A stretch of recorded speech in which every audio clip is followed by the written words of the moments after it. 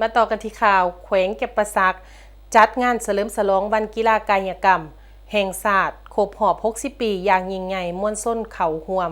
กว่า 1,000 คนตอนเสาร์วันที่ 13 กรกฎาคม 2026 นี้ที่สนามกีฬาแขวงหลัก2แผนกศึกษาธิการและกีฬาแขวงเก็บประซักร่วมกับบรรดาสหพันธ์กีฬาอ้อมข้างแขวงได้จัดกิจกรรมเฉลิมฉลองวันสร้างตั้งกีฬากายกรรมแห่งชาติลาวครบรอบ60 ปี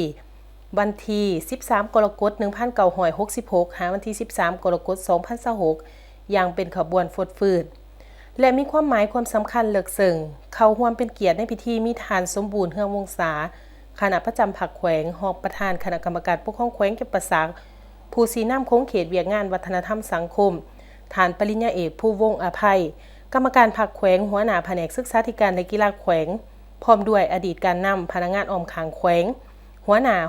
ของการศึกษาธิการและกีฬาจากเก่าเมืองและนครปากเซพนักงานรัฐกรผู้ประกอบการนักกีฬาตลอดหอดมวลชนภายในแขวงเขาห่วมหลายกว่า 1,000 คนในพิธีทานโพไซวงคำซาวหัวหน้าแผนกศึกษาธิการและกีฬาแขวงได้ผ่านประวัติความเป็นมาของวงการกีฬาลาวโดยสังเขปซึ่งได้เน้นให้เห็นถึงการเติบใหญ่ขยายตัวจากระดับท้องถิ่นก้าวไปสู่ระดับศาสตร์และสากลโดยรักษาได้มุ่นเสืออันดีงามมาโดยตลอดนับตั้งแต่ระยะการต่อสู้กู้ศาสตร์บรรดาทานผู้นำหุ่นก่อตั้งที่มีจิตใจมักหักในการกีฬาเป็นต้นแมน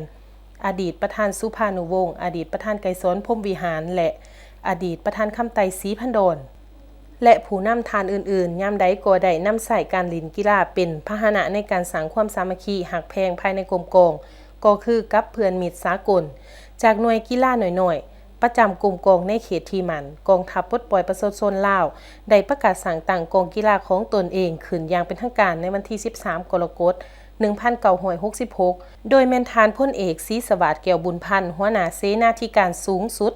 กองทัพปลดปล่อยประชาชนลาวในสมัยนั้นเป็นผู้ประกาศสั่งตั้งซึ่งกลายเป็นขีดหมายประวัติศาสตร์แห่งการกำเนิดกีฬาลาวยุคใหม่ภายหลังประเทศชาติได้รับการสถาปนาวงการกีฬาลาวได้รับการพัฒนาอย่างบ่หยุดยั้งจากกรมหนึ่งที่ขึ้นกับกระทรวงศึกษาธิการจนมาฮอดปี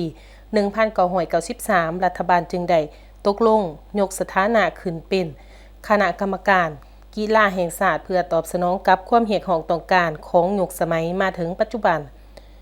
จากนั้นท่านปริญญาเอกผู้วงอาภัยกรรมการพรรคแขวงหัวหน้าแผนกศึกษาธิการและกีฬาแขวงรายงานการกระเกียมความพร้อมด้านต่างๆโดยได้มีการแบ่งความรับผิดชอบให้แต่ละภาคส่วนสหพันธ์กีฬา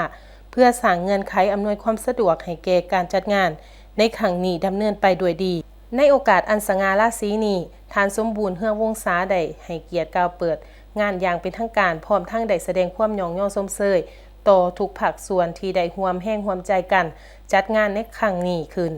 ท่านได้เน้นนักว่าเวียกงานกีฬากายกรรมบ่เพียงแต่แม่นการออกกำลังกายเพื่อสุขภาพเท่านั้นแต่มันแม่นนโยบายอันเสมอต้นเสมอปลายของภาคและรัฐบาลภายใต้ทัศนะกีฬาสร้างคนสร้างชาติการส่งเสริมกีฬาในหมู่เยาวชนชาวหนุ่มและนักเรียนนักศึกษาแม่นการสร้างทรัพยากรมนุษย์ให้มีความสมบูรณ์ทั้งด้านทางกายสติปัญญาจิตใจและอารมณ์ทั้งเป็นอาวุธอันแหลมคมในการสกัดกั้นและต้านกับปรากฏการณ์หย่อถ่อในสังคมโดยเฉพาะแม่นปัญหายาเสพติดเพื่อร่วมกันพัฒนาประเทศชาติให้ก้าวขึ้นสู่ความศรีวิไลสำหรับการจัดกิจกรรมเฉลิมฉลองในครั้งนี้มีหลากหลายและเต็มไปด้วยบรรยากาศอันเบิกบานมวลซื่นในตอนเช้าได้มีการเปิดการแข่งขันกีฬาแลนมาราธอนโดยแบ่งออกเป็นหลายหุ่นอายุเป็นต้นแมนหุ่นเยาวชนหุ่นสาวหนุ่มยิงซ้ายหุ่นอาวุโสยิงซ้ายและหุ่นทั่วไปนอกจากนี้ยังได้มีการจัดกิจกรรมอันเป็นขบวนการฟดฟื้นเส้นการแข่งขันกีฬามวยนัดพิเศษระหว่างลาวกัมพูชีการแสดงศิลปะวัฒนธรรมฟ้อนส้นเผ่าจากตะแสงหนองใสเมืองบะเจียงเจริญสุขพร้อมทั้งการแสดงสาธิตทักษะกีฬาประเภทต่างๆเป็นต้นแมนมวยไล่ลาวเทควันโดแคนโดปิงปองบานบ่วงและกระโตการจัดกิจกรรมอย่างยิ่งใหญ่ในครั้งนี้บ่เพียงแต่เป็นการเฉลิมฉลองวันกีฬากายกรรมแห่งชาติลาวครบรอบ60 ปีเท่านั้นแต่ยังเป็นครั้งสำคัญในการค้นหานักกีฬาหุ่นใหม่ที่มีทั้งพรสวรรค์และความสามารถเพื่อหล่อหลอมเป็นทัพนักกีฬาตัวแทนแขวงเก็บประซักเข้าร่วมชิงชัยในงานมหกรรมกีฬาแห่งชาติครั้งที่ 13 ที่แขวงเก็บประซัก จะได้รับเกียรติเป็นเจ้าภาพในปี 2028 ทั้งเป็นการร่วมเฉลิมฉลองวันโอลิมปิกแห่งชาติลาวครบรอบ 48 ปี และวันโอลิมปิกสากลครบรอบ 132 ปี ให้เต็มไปด้วยเนื้อในที่ลึกซึ้งและเป็นการปลุกระดมจิตใจรักชาติรักการเล่นกีฬา